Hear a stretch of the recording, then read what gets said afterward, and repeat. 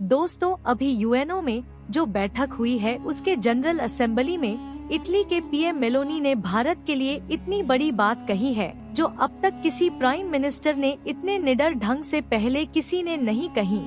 और क्या हमें स्थायी सदस्यता और भी तो मिल पाएगी, और अगर मिलेगी तो कब तक? और चाइना क्या भारत का विरोध कर रहा है, और चाइना को हम किस तरह से चुप कराकर और उसे अपने चक्रव्यूह में फंसाकर उससे हम वीटो पावर को ले सकते हैं। जब द्वितीय विश्व युद्ध हुआ तब लगभग पूरी दुनिया आपस में लड़ने लग गई थी। पूरी दुनिया में शांति स्थापित करने के लिए एक संगठन बनाया गया जिसे हम यूएनओ के नाम से जानते हैं, जो पूरे वर्ल्ड को कंट्रोल कर सके। इस बार मेलोनी और मोदी जी के भाषण में बहुत सारी चीजें थी, लेकिन जो मुख्य बातें थी वह खुद यूएनओ की क्रेडिबिलिटी पर सवाल उठा रही है। मेलोनी का कहना है कि 1945 में बनी हुई संस्था जिसमें आज तक कोई सुधार नहीं हुआ है। हम उम्मीद करते हैं कि 2024 में भी क्या यह अपना काम अच्छे से कर पाएगी। इसके कुछ एग्जाम्पल भी उन्होंने दी। मेलोनी ने कहा कि पूरी दुनिया जो पिछले 1-2 साल से लड़ रही है कोरोना वायरस में, यूएन ने क्या कर लिया? कुछ नहीं किया। इनका इशारा था कि डब्ल्यूएचओ ने शुरुआत में तो चाइना का ही सेवर किया।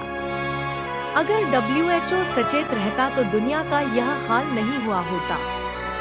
दुनिया भर में आतंकवाद फैला हुआ है। जिस देश में आतंकवाद है वह देश खुद ही उससे लड़ता है। क्या यूएनओ ने छत्तीसगढ़ के नक्सलियों को समाप्त किया? मेलोनी ने कहा, हिंद महासागर में लुटेरे भरे हुए हैं। क्या उनसे पाता है? इसमें यूएनओ आज तक कुछ नहीं कर पाया। इसलिए यूएनओ में आज के हालातों को देखते हुए सुधार की जरूरत है। आगे मेलोनी का कहना था कि आपसी युद्ध में या फिर आतंकवादी हमले से जो मासूम लोग बेघर होते हैं, जो अपने सपनों के घर को छोड़कर रिफ्यूजी टेंट में रहते हैं, इन्हें बचाने के लिए युवाओं ने क्या किया? आज तक तो कोई खास कदम नहीं उठाया।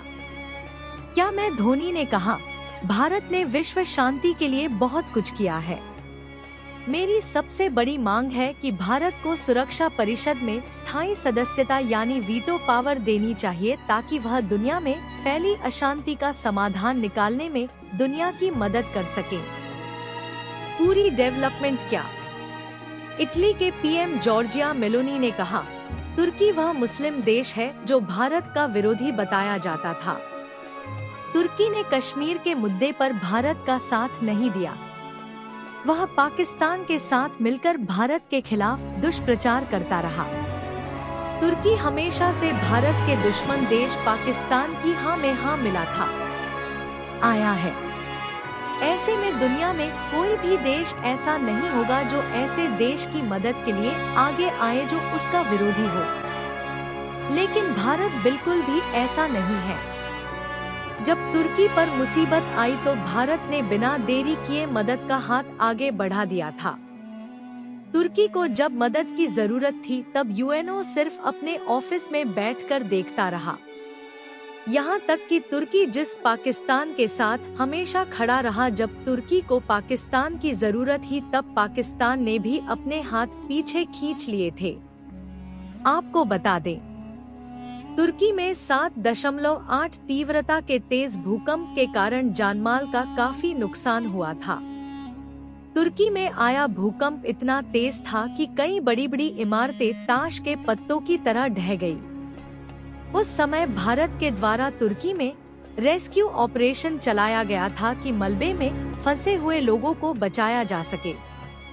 यहाँ तक कि प्रधानमंत्री नरेंद्र मोदी ने कहा कि भारत इस दुख की घड़ी में तुर्की के लोगों के साथ खड़ा है और उसे इस आपदा की घड़ी में हर संभव मदद करने के लिए तैयार है। आपकी जानकारी के लिए बता दो, भारत ने उस समय तुर्की के लिए 2 एनडीआरएफ की टीम ने भेजी थी, जिसमें सेना के 100 जवान, डॉक्टर्स, दवाइयां और 2 जरूरी चीजें शामिल थी। भले ही तुर्की अंतर्राष्ट्रीय मंचों पर भारत के खिलाफ पाकिस्तान का साथ देता रहा हो, लेकिन भारत ने उसे मदद की पेशकश करके अपनी नीति दिखाई है कि भारत मुश्किल समय में मदद के लिए हमेशा तैयार रहता है।